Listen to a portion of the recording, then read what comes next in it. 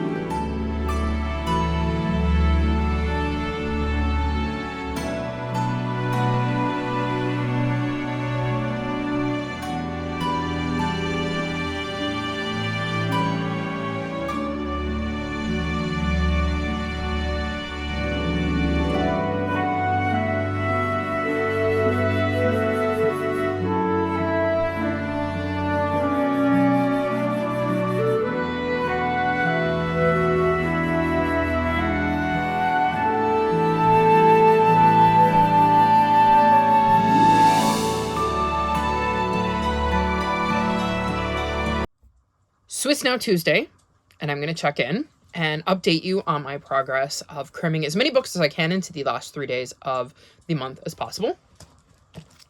I finished an echo of Things to Come. I'm giving this 4.25 stars.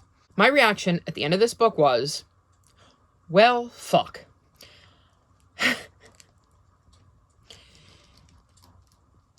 The thing that happens in the last chapter of this book, I need to know what happens next, and I can't read the next book until January. I feel bad for everybody who read this book when it came out and had to wait for the third book. I'm really glad that I only have to wait a month, and that's only because my TBR for December is massive.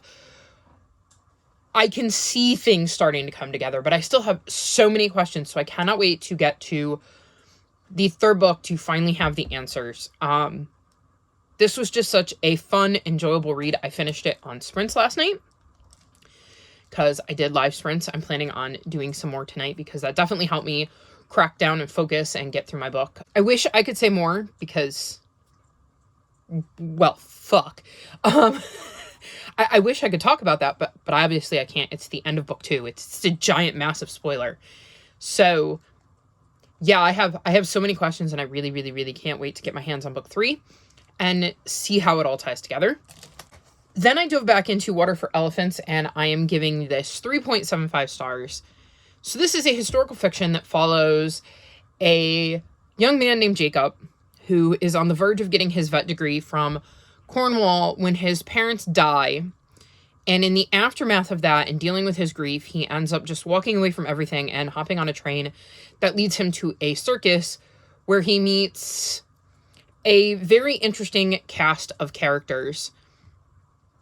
I really enjoyed some things about this book. Like, I liked the way that the writing flowed. It kept me engaged. It kept me wanting to flip the pages.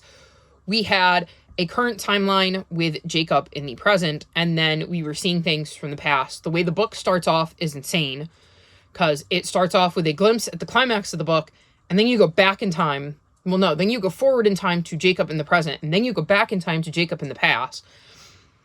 I'm probably not doing a very good job of explaining this, but I really enjoy the way the story was told and how it kind of unfolded, and how you learn everything and how you learn how Jacob ends up at this point that we see at the beginning of the book.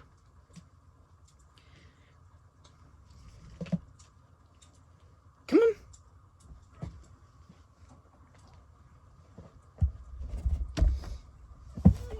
And we have company.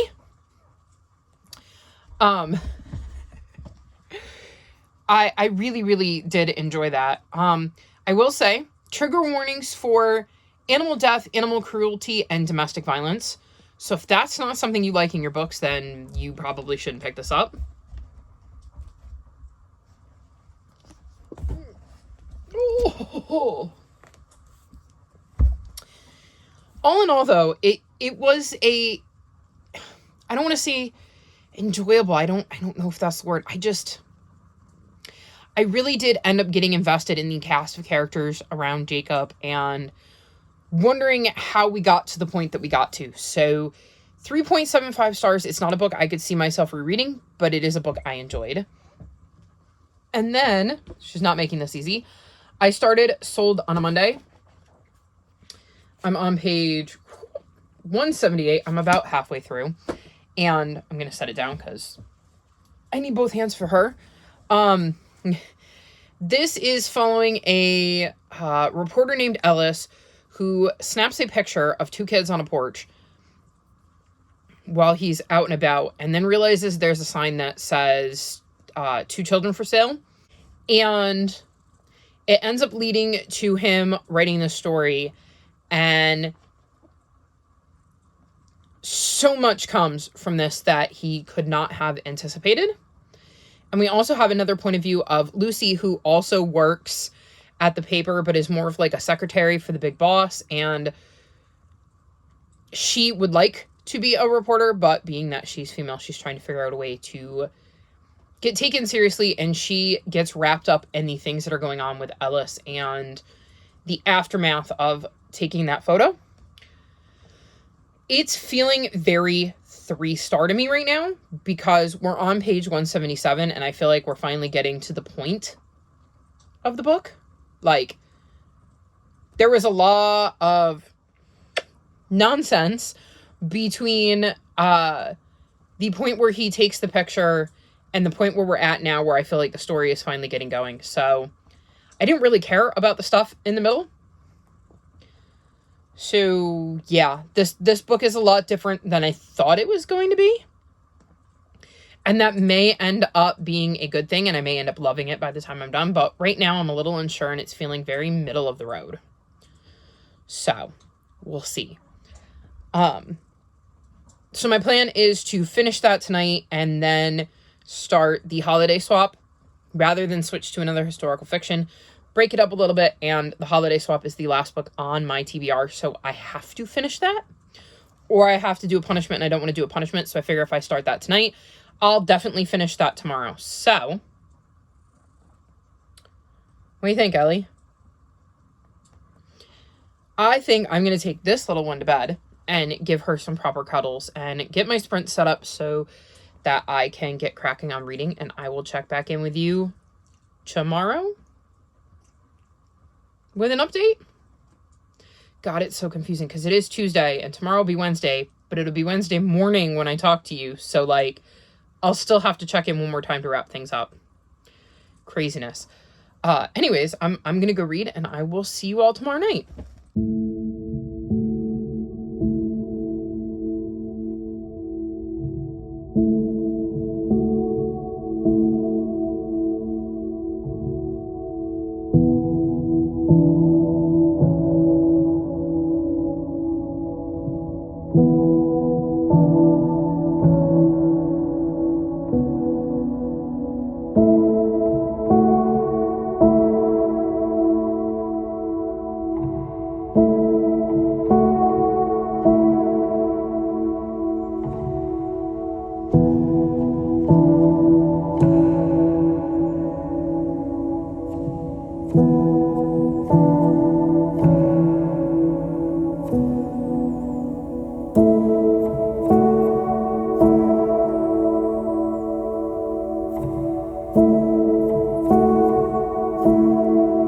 Is now Wednesday, which means it's the last day of the month, and I've made some really, really good progress. I finished Sold on a Monday last night during my sprints. I'm giving this 2 stars. So this is set in 1931, and a reporter named Ellis comes across these 2 kids who are sitting on a porch with a sign that says "Children for Sale," and takes a snapshot. And it leads to him doing this news article surrounding the picture, and there are some interesting consequences from said picture. We also have the point of view of Lillian, who works at the paper where Ellis is a reporter, and she is the one that sees the picture and actually turns it into their boss. As originally, Ellis had just taken the picture more for himself as he was doing some, like, personal photography. And we also get to see Lillian's point of view as this picture kind of creates some chaos. So the picture and the story basically happen at the beginning of the book. And then it kind of disappears, and we're just following Lillian and Ellis's life until some things happen that kick it back to the picture. Which I think I was on a page like 177, and we were just getting back to it. And then there was, like, several twists and turns, and I did not like the twists or turns. I was very bored. I wanted to like this story more than I did, and unfortunately it ended up being a 2-star. I could have DNF'd it. I really just didn't care. And honestly, if I hadn't been, like, on sprints and determined to finish this book, it is one that if I had read this at the middle of the month, I would have sat down and walked away from, and would have had to force myself to pick back up. So yeah, 2 stars, not a huge fan. Then I picked up the holiday swap. So this is a Christmas time romance where we're following twins Cassie and Charlie. Cassie lives in the small town she grew up in and helps run her parents' bakery, and her parents are on vacation, and she's trying to show them that she can do this by herself so that they can retire. And Charlie is a trained chef or pastry maker, or I'm forgetting the word. Pastry chef, maybe. Maybe I just need to combine them. And she is one half of a duo co-hosting a cooking show, well, baking show. And she ends up getting a concussion and loses her sense of smell and taste. So she and Cassie end up switching places because she is vying to be the host of her own show as opposed to a co-host. And if she can't taste anything and she can't smell anything, she can't do her job. So she convinces her twin to swap places. And they're basically going to spend the, 12 days leading up to Christmas living each other's lives. And, of course, both of them meet somebody during this time period. I'm giving this book 5 stars. It is very, very rare that a romance gets 5 stars from me, but this had everything I love about a romance. It felt like the exact kind of Christmas comedy romance that I would pick up and choose to watch if it was a movie. And when I look for romances, they don't necessarily have to be Christmas themed, but I want that, like, feel. And this gave me that. I loved the relationship between the sisters. I loved getting to see them try to stumble their way through each other's lives and not let everybody know that they had swapped places. I loved getting to see them realize the differences in their lives and kind of realizing both the pros and cons to what the other one had. This is also a romance novel with exactly 0 spice. There's some kissing, but that's it. And those are the best romances in my opinion. Because for me, I am all about the here we are falling in love. I don't want spice. I don't want smut. I don't need to read about what goes on behind closed doors. And this did that perfectly for me. So yeah, 5-star romance, one of my favorite books I've read this month, and was a very pleasant surprise and was especially needed after that 2-star read that I had such high hopes for. And the last update I have is that I've started Her Last Flight, which is my last book for Historathon. And I'm on page 195, so I think I'm about halfway through. I'm a little over halfway through, and this is following a photojournalist named Janie, who has tracked down a pilot that went missing named Irene, who knew another famous pilot named Sam who had also gone missing, because she wants to kind of piece together what happened to Sam.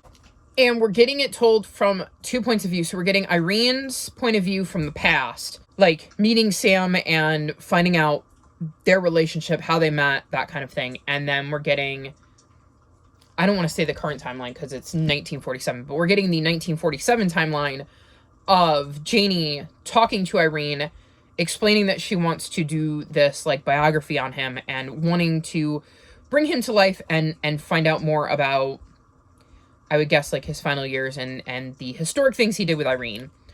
I'm very, very curious about this because it's such an interesting book. Like, I want to know why Irene is hiding out. I want to know what happened to Sam. I want to know why Janie is so invested. And it's definitely drawn me in. I don't think it's going to be like a 5-star or anything, but a high 3, low 4 is where I feel like it's going to end up. And that is still a really good book. So I am really, really enjoying this. I'm listening to the audiobook and I'm really enjoying that as well. I don't know if I'm going to read more of this tonight. Maybe. We'll see. If I can find something to do while listening to it, then I probably will. But it definitely means that I'm going to get to some survivors because, well, I think I have like a little over 6 hours left in the audiobook, so that should take me like 2 hours to listen to. And even with Dynamite on tomorrow, I should have time to read at least one Survivors book between now and then.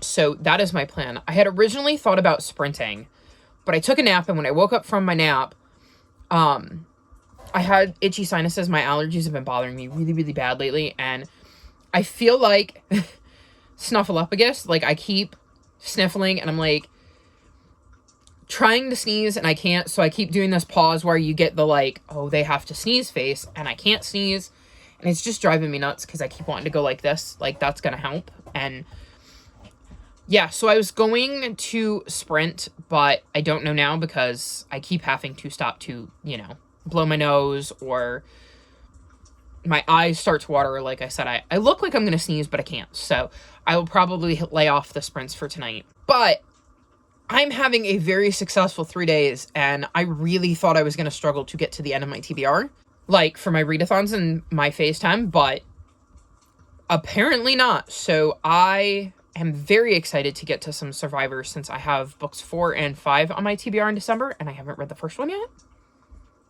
So I should probably get on that and stop chatting with you. So I will check in with you tomorrow night to wrap this vlog up.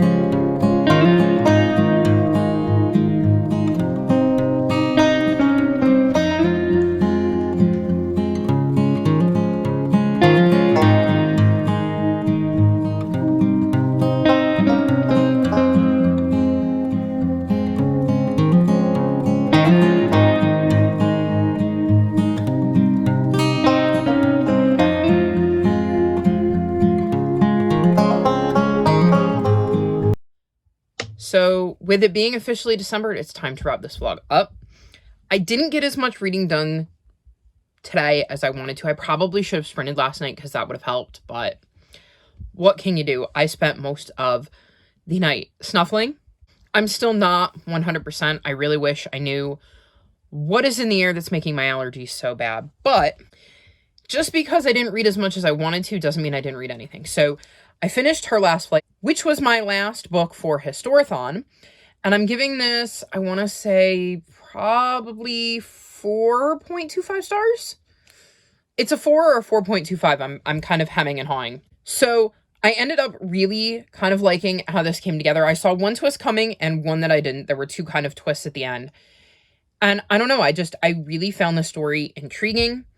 I found the characters intriguing and I wanted to know what happened. I thought the audiobook was really good. So if you have access to the audiobook, I highly recommend you check it out because it's a great audiobook. And after the month I've had with my historical fictions where I feel like a lot of them were kind of in the 3-star range, it was nice to have a 4-star historical fiction for a change. Then, like I said, I was going to move to Survivors once I finished that, and I picked up A Pack Divided, which is the first book in the second arc of 6, and I made it to page 158. If I had been sprinting, this would have been done. But I ended up getting distracted by my phone, and when I sprint, I may take a few minutes at the beginning of the sprint, like when I turn the sprint on and we're supposed to be reading, where I check my phone, but then I put it down and I legitimately then go read. Whereas when I don't have the sprints going, I end up losing track of how long I've been on my phone. So I would have had this finished if I had had sprints going. But this arc is interesting. So basically, in the first book, we meet Lucky, who's a lone dog trying to survive after a giant earthquake hits, and we meet all different kinds of dogs. I don't mean like breeds, but like we have leash dogs who used to be like pets of humans. We have lone dogs like Lucky who are kind of all about themselves. We have pack dogs, and there are different kind of packs, and it is just interesting to see all of these dogs interact trying to survive this earthquake because it's happened to all of them and changed all of their worlds. In this arc, so far at least, because I'm still only in the first book, I don't know if that'll change, we're following a dog we met in the first arc. So we're not in Lucky's head anymore. We're in a different dog's head. And it's different. I don't know if I'm loving being in this dog's head, but I'm very curious to see how the arc goes. And I know that with the first arc, by the end, I really enjoyed it and how it kind of all came together. So this may be a series where some of the individual books aren't the best, but overall as a whole, like bringing everything together, there's a reason for certain things that are going to be happening. So I'm going into it with an open mind, and I'm definitely excited to continue on with it. And I better be, because books 4 and 5 are on my TBR, so I'll be reading it either way. And then because I needed an audiobook, I picked up Midnight Train. This is the sequel to, actually it's right here, Twilight Hauntings. I believe it's a duology. And obviously I can't say too much about what's going on in this book because, well, it is a sequel.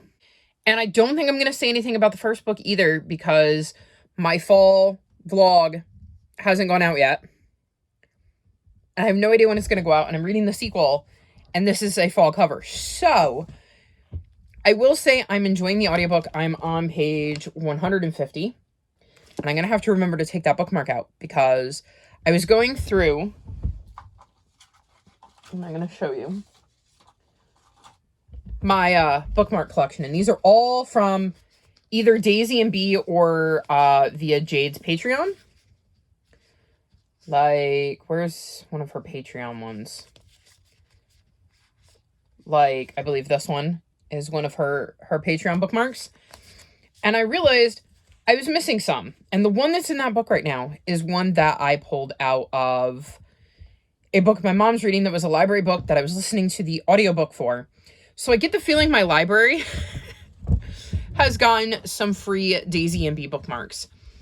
And yes, I have quite a few.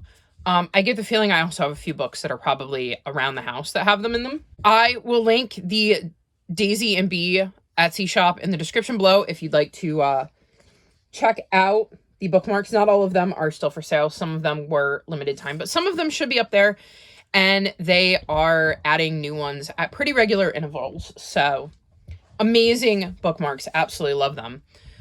But I'm going to have to remember to take that out. I only marked it because I'm in the audiobook, and since I do have a physical copy, it's easier to see exactly where I am with the physical one. I'm enjoying this so far. I'm very intrigued with the journey our character's on. I will say that, even if I can't talk about the characters themselves. I'm interested to see how things are going to kind of come together based on the stuff in the first book and the way this book has started. I feel like this is going to be a high 3, low 4. But I could be wrong. There's still like half a book to go. So we shall see. But so far, so good. And I'm going to show you right now. Here goes the bookmark. So don't forget to take it out. And that brings me to the end of this vlog. I think that is a very successful 3 days. A very successful end to the month. I've got absolutely no complaints. And I'm ready to go into December and smash it. So yeah, that's all for this vlog. All of my social media, including my Discord, is linked in the description below if you'd like to chat with me. If you've made it this far in the video,